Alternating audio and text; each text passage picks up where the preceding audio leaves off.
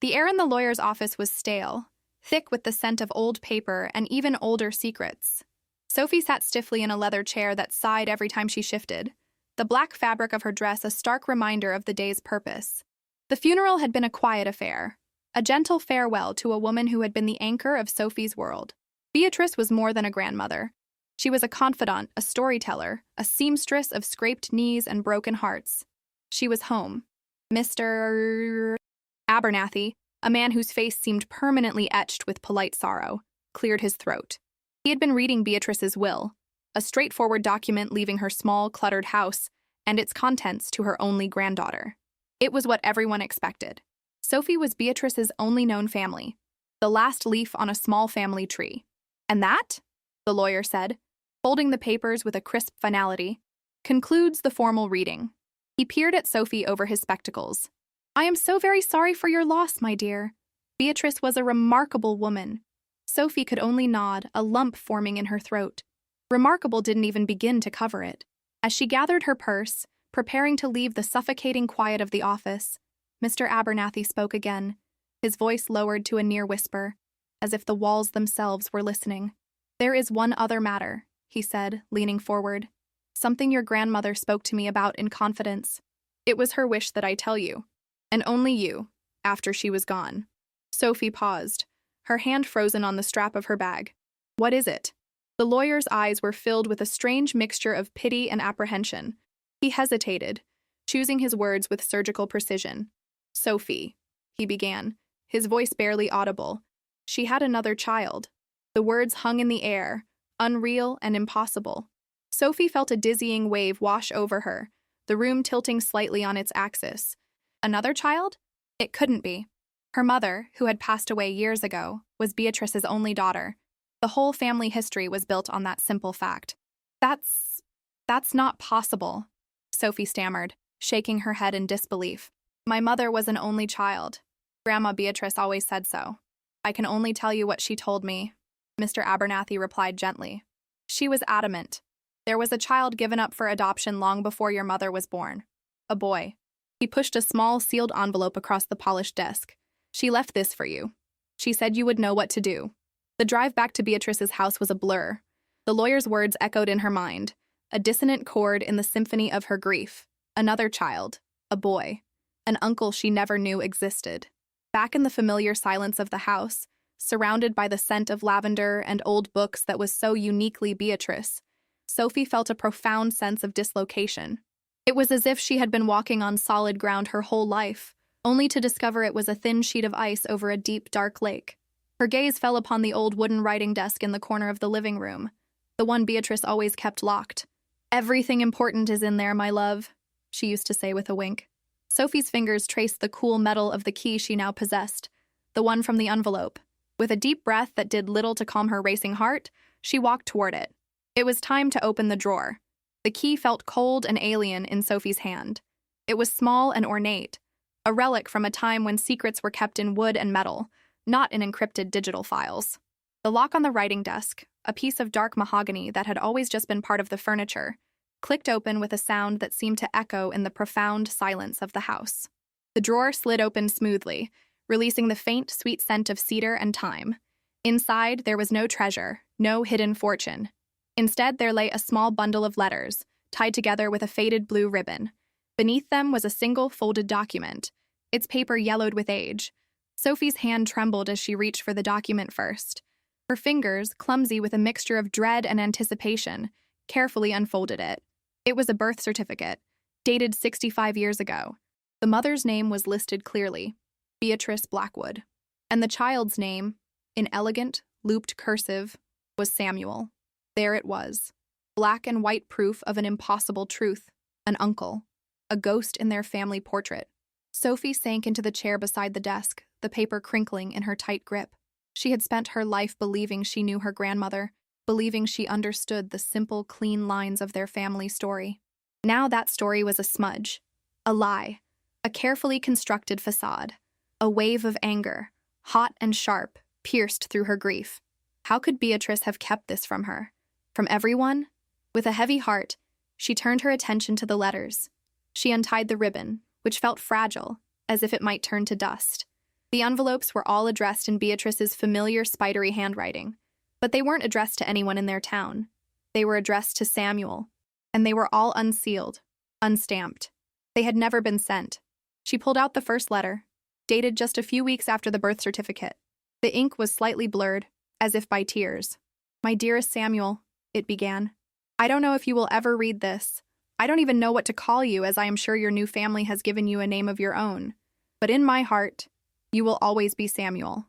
I hope they are good to you. I hope they give you everything I could not. I was so young, so scared, and so utterly alone. Please know that this was not a choice made from a lack of love, but from an abundance of it. I wanted you to have a life, a real one, and I could not provide it." Sophie read on, letter after letter. They spanned decades. One was written on the day her own mother was born, full of wonder and a bittersweet ache. "I have a daughter now," Beatrice wrote. "Her name is Mary, and when I look at her, I see you. I wonder if you have my eyes." Another was written on Sophie's 5th birthday. "My granddaughter, Sophie, had a party today. She is a whirlwind of laughter and light. She reminds me so much of myself at that age. And I wonder, are you a father? Do you have children of your own? Is there a little girl somewhere who carries a piece of my heart?" The letters were a chronicle of a hidden life, a secret river of grief and love that had been flowing beneath the surface of Beatrice's entire existence. The anger Sophie had felt began to dissolve, replaced by a profound, heart-crushing sadness for the grandmother she thought she knew. Beatrice hadn't been a liar. She had been a woman carrying an impossible burden, alone. The final letter was dated only 6 months ago. "Samuel, I am old now. The time for secrets is running out. I found the courage to search just a little. I know the agency is long gone, but I remember the town. Oak Haven. A quiet place for a quiet transaction. Perhaps it is a fool's hope, but I pray that one day somehow our family will be whole. If not in my lifetime, then perhaps in Sophie's. Oak Haven." The name was a beacon, a destination. Sophie carefully folded the letter and placed it back with the others. The grief for her grandmother was still there, a heavy cloak around her shoulders. But now, it was interwoven with something new, a purpose, a mission. She had to find him. She had to find Samuel, for Beatrice, and for herself. The drive to Oak Haven took 3 hours, a journey that transported Sophie further from her own life and deeper into her grandmother's past. The highways, filled with the rush of modern life, eventually gave way to quieter country roads, flanked by ancient oak trees, their branches creating a canopy that dappled the sunlight. It felt like driving into a forgotten era. Oak Haven itself was a town seemingly preserved in amber. The main street was lined with brick buildings, their painted signs faded by decades of sun and rain. It was the kind of place where everyone knew each other's business, which could be either a blessing or a curse for a stranger searching for a 65-year-old secret. Sophie's first stop was the county courthouse, a stern-looking granite building with an imposing set of steps. She hoped to find adoption records, a long shot, but the most logical place to start. The records clerk, a woman with a severe bun and an even more severe expression, looked at her over the rim of her glasses as if Sophie had asked for the keys to the town vault. "Adoption records from that period are sealed, miss," the clerk stated flatly, her tone leaving no room for argument. "Completely sealed. It would take a court order and a team of lawyers to even petition for a glimpse. Privacy laws were and are quite strict." Sophie's heart sank. "But the birth mother is... she's passed away, and I'm her only living relative. I'm sorry for your loss," the clerk said, the words a rote recitation. "But the law is the law. The privacy of the child and the adoptive family is paramount." Defeated, Sophie walked out into the bright sunlight, the heavy courthouse doors closing behind her with a definitive thud. For a moment, she considered turning back, driving home, and locking the letters back in the drawer. Maybe some secrets were meant to stay buried. But then she pictured Beatrice's handwriting, the tear-blotted ink, the decades of silent longing. She couldn't give up, not yet. Her next stop was the Oak Haven Public Library, a much more welcoming building made of warm sandstone. Inside, the familiar, comforting smell of books and wood polish enveloped her. The librarian was the antithesis of the courthouse clerk, an elderly woman with kind eyes and a soft, genuine smile. Her name tag read Eleanor. Sophie, learning from her previous mistake, didn't mention adoption. She simply said, "I'm doing some family research. My grandmother lived near here for a short time many years ago. I was hoping to look through any old town records or newspapers you might have from around 1959. Eleanor's face lit up. "Oh, the archives. We have the entire run of the Oak Haven Chronicle on microfilm. It's a wonderful window into our town's past. Let me get you set up." For the next several hours, Sophie sat in a small, dimly lit room, scrolling through grainy black and white images of the past. She saw advertisements for cars that looked like spaceships, announcements for town picnics, and grainy photos of smiling families. She wasn't sure what she was looking for exactly. A mention of Beatrice? Unlikely. A hospital announcement? A long shot. She focused on the months following Samuel's birth date. Her eyes ached from staring at the screen. Just as she was about to give up for the day, a small notice in the society column caught her eye. It was from a late summer edition of the paper. "A blessed arrival. Mr. and Mrs. Miller of 24 Elm Street are overjoyed to announce the arrival of their new son, Samuel. The bouncing baby boy has already brought so much joy to their home and family." Sophie's breath caught in her chest. Samuel. The date was right. It wasn't a birth announcement in the traditional sense. The wording was slightly different. The arrival of their new son. It was the careful celebratory language of a family welcoming an adopted child. Miller. His name was Samuel Miller. She printed the small clipping, her hands shaking as she took the warm piece of paper from the machine. The ghost had a name, a family name, an address. He was no longer just a secret in a letter. He was a person who had lived a life here. Now, the question was, what happened to the boy from Elm Street? Elm Street was just a few blocks from the town square, a quiet, tree-lined road where the houses were a mix of modest, mid-century bungalows and newer, larger homes that spoke of a different, more prosperous era. Number 24 was one of the originals, a small, well-kept house with a painted white fence and a garden overflowing with blooming rose bushes, so much like Beatrice's that it made Sophie's heart ache. For a wild, hopeful moment, she imagined an old man, her uncle, walking out the front door, perhaps tending to the flowers. But the reality was a young woman who answered the door with a toddler clinging to her leg, looking at Sophie with the polite but wary curiosity reserved for unannounced visitors. "Can I help you?" she asked, shifting the child on her hip. Sophie felt a flush of awkwardness, the prepared words feeling clumsy on her tongue. "Hi, I'm so sorry to bother you. This is going to sound like a very strange question, but I'm doing some family research. I'm looking for a family that used to live here a very long time ago." "The Miller family?" The woman shook her head, a gesture of genuine regret. "We're the Watsons. We've been here about 5 years. The family we bought it from was named Clark, I think. I've never heard of any Millers living here. Sorry." She offered a small, apologetic smile and retreated back into her home, the door clicking shut with a soft finality. Another dead end. The hope that had been fizzing in Sophie's chest deflated, leaving a cold, heavy residue. She turned and walked back toward her car, the weight of the impossible task settling on her shoulders again. The past felt like a fortress, and she was just one person trying to find a crack in its impenetrable walls. She felt foolish, a ghost hunter chasing a 65-year-old echo. "Are you looking for the Millers?" The voice came from the neighboring yard, clear and strong. An elderly woman, her face a roadmap of wrinkles, was leaning on a garden trowel, looking at Sophie with keen, intelligent eyes. She wore a wide-brimmed sun hat and dirt-smudged gloves, a true steward of the earth. Sophie's heart, which had just sunk to her shoes, leaped into her throat. Yes, I am." "Did you know them?" "Heavens, yes," the woman said, a smile crinkling the corners of her eyes as she pulled off a glove. "I'm Martha Gable. I've lived in this house for 70 years. I knew Arthur and Helen Miller better than anyone. They were dear friends. You look exhausted, child. Come, sit on the porch for a minute. Let me get you a glass of iced tea." Too overwhelmed to refuse, Sophie followed her through a small gate onto a shaded porch with comfortable wicker chairs. As Martha disappeared inside, Sophie looked at the Miller house next door, trying to picture it through the older woman's eyes. A few minutes later, Martha returned with 2 tall, sweating glasses.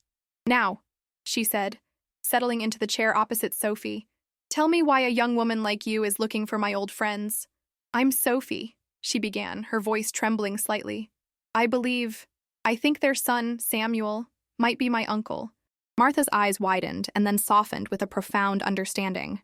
"Oh, my dear, I see. So Helen and Arthur have been gone for a long time now. Arthur passed nearly 20 years ago, and his Helen, well, her heart just gave out a year later. They were inseparable." She took a slow sip of her tea. "They would have been so happy to meet you. They adored that boy. Samuel was a gift, you know.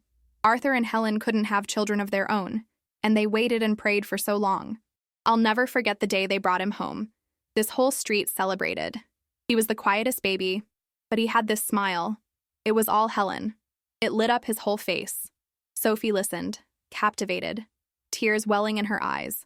This was more than she could have hoped for. This wasn't a dry record. It was a memory, vibrant and alive. What was he like? She whispered. Sammy was a good boy, quiet like his father, but kind through and through. Always carried my groceries in for me. He stayed in town for a few years after his parents passed, took over his father's job at the old hardware store. That's where he met his wife, Sarah. A lovely girl, a ray of sunshine. But the work dried up here, and they had ambitions. They moved away for a better opportunity. Let's see. Must be 15 years ago now. They moved to the city, to Westport. Westport. The name hung in the air, a tangible destination. It was a major city, only a 2-hour drive from Sophie's own home. He was close. All this time, they had been living parallel lives, separated by a secret. Do you know if he's still there? As far as I know, Martha nodded. We used to exchange Christmas cards every year. Their children are beautiful. But we lost touch the last few years.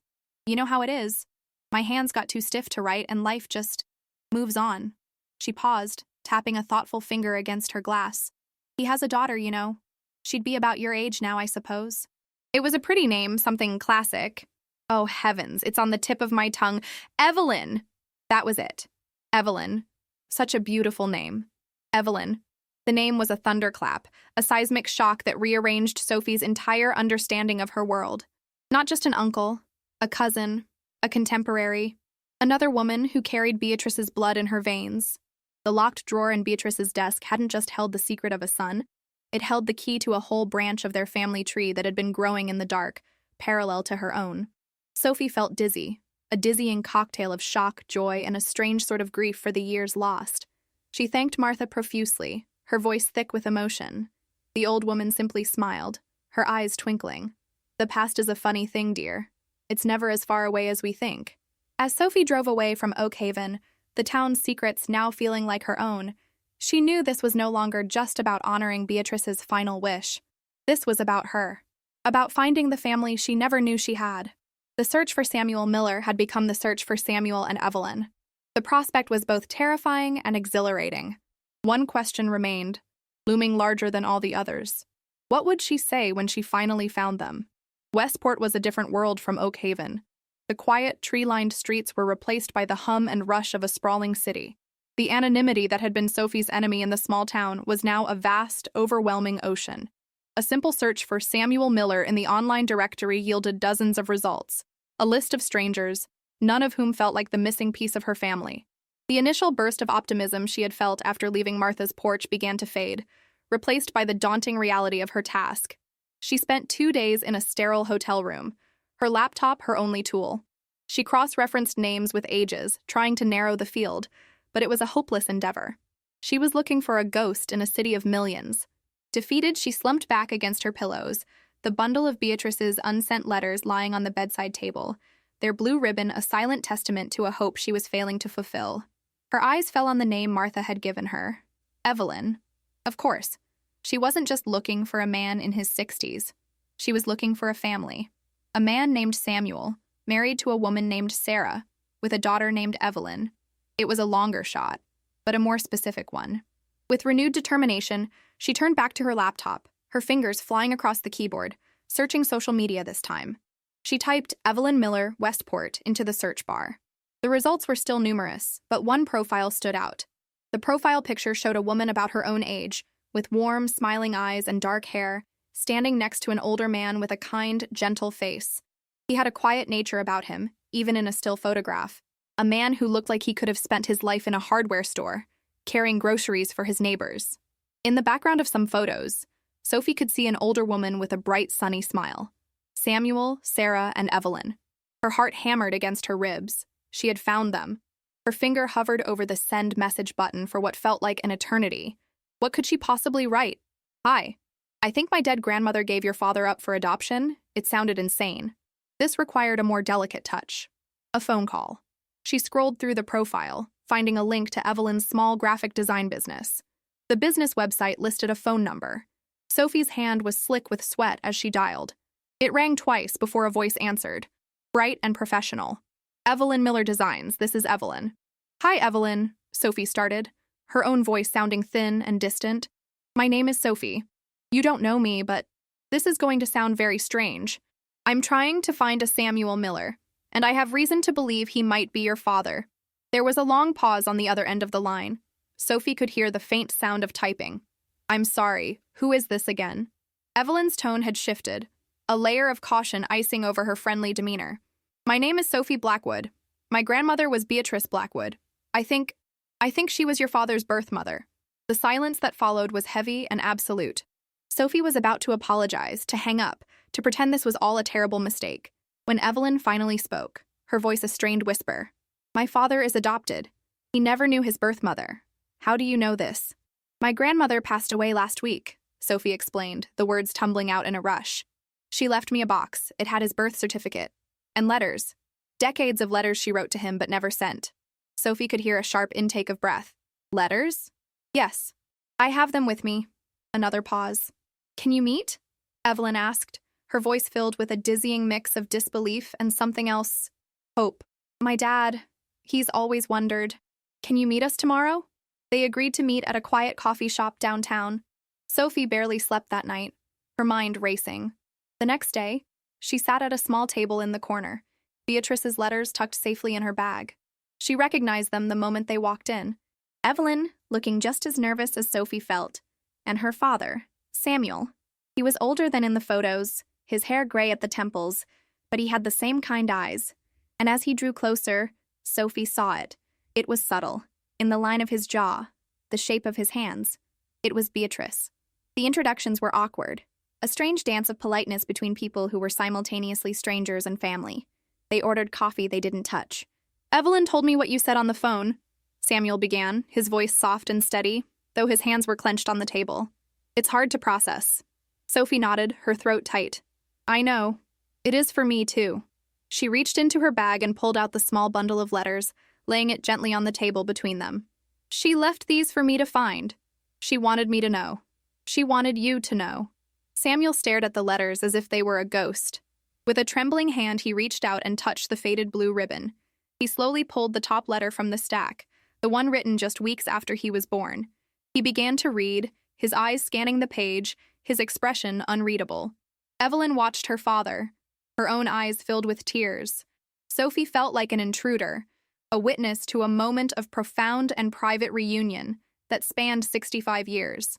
Samuel finished the first letter, and then the second, and then the third. He read about Beatrice's hopes for him, her sorrow, her pride upon hearing of his marriage from a friend of a friend.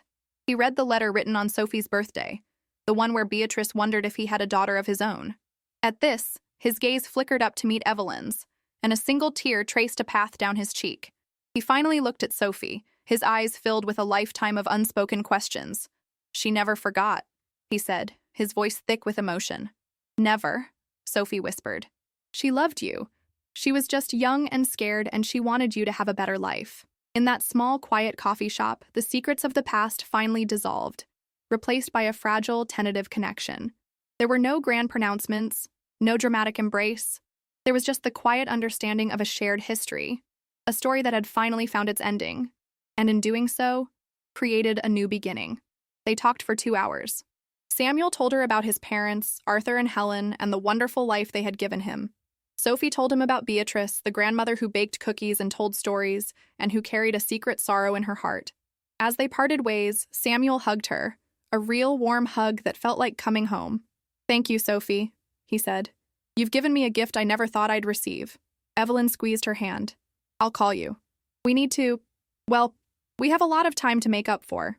Driving home, Sophie no longer felt like the last leaf on a small family tree. The branches of her family had grown, reaching across decades of silence to find each other. The grief for Beatrice was still there, but it was different now. It was no longer a story of loss, but a story of love's enduring power, of a hope that had finally, against all odds, been fulfilled. Some secrets are burdens, but some are just stories waiting for the right person to tell them. And in the telling, they can heal wounds we never knew we had and create a future we never dared to imagine. If this story touched your heart, share it with someone who needs a message of hope.